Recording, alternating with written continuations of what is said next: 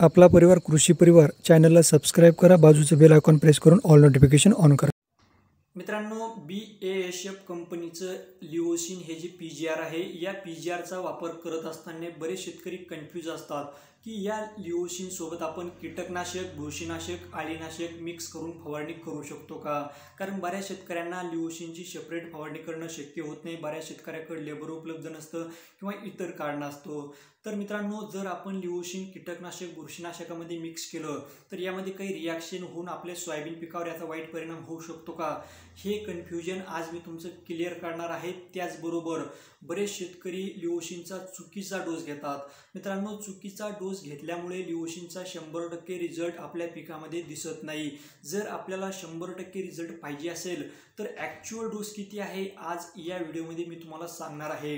त्याचबरोबर सोयाबीन पिकामध्ये लिओसिनचा वापर किती दिवसानंतर करायचा, सोयाबीन पिकामध्ये फूल आल्यानंतर लिओसिनचा वापर करायचा की नाही, जर फूल आल्यानंतर लिओसिनचा वापर केला तर आपल्या सोयाबीन पिकामध्ये फुलगळ होईल की नाही, हे सुद्धा कन्फ्युजन आज मी तुमचं क्लिअर करणार आहे। त्या अगोदर आपल्या व्हिडिओला लाईक करा। तर मित्रांनो, BASF कंपनीचं जे लिओसिन आहे हे एक PGR आहे। PGR म्हणजे plant growth regulator, plant growth controller किंवा प्लांट ग्रोथ रिटार्डंट, म्हणजे असं हार्मोन आहे।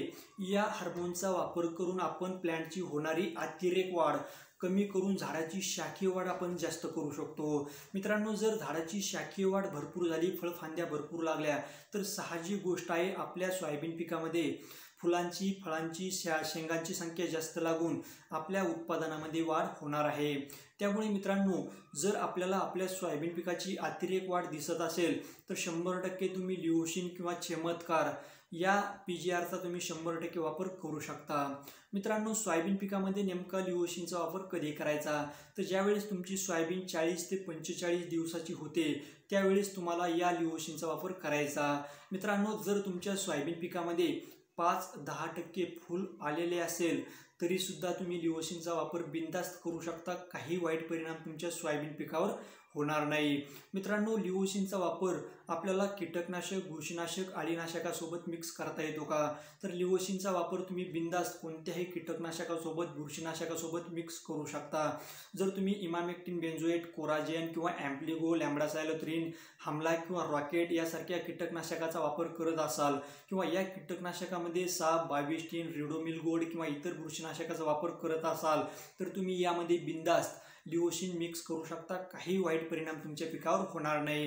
कारण मित्रांनो, लिओसिनची जी कॉम्पॅटिबिलिटी आहे ती चांगली आहे। लिओसिन आपण प्रत्येक कीटकनाशक, बुरशीनाशकासोबत मिक्स करू शकतो। तर मित्रांनो, लिओसिन हे जे PGR आहे या PGRचा वापर करण्यासाठी जो ॲक्च्युअल डोस आहे तो आहे 15 लिटर पंपसाठी 30 मिली आणि 20 लिटरच्या पंपसाठी 40 मिली। बरेच शेतकरी 15 किंवा 20 मिली घेत असतात। जर तुम्ही 15 किंवा 20 मिली याचा डोस वापर केला तर 100% तुम्हाला रिझल्ट भेटणार नाही। 100% रिझल्ट भेटण्यासाठी जर तुमचा पंप 15 लिटरचा असेल 30 मिली घ्या, जर तुमचा पंप 20 लिटरचा असेल तर 40 मिली घ्या। 100% तुम्हाला जबरदस्त रिझल्ट तुमच्या सोयाबीन पिकामध्ये दिसून येईल। तर मित्रांनो, अशा पद्धतीने तुम्ही लिओसिनचा वापर करा, तुम्हाला 100% रिझल्ट दिसून येईल।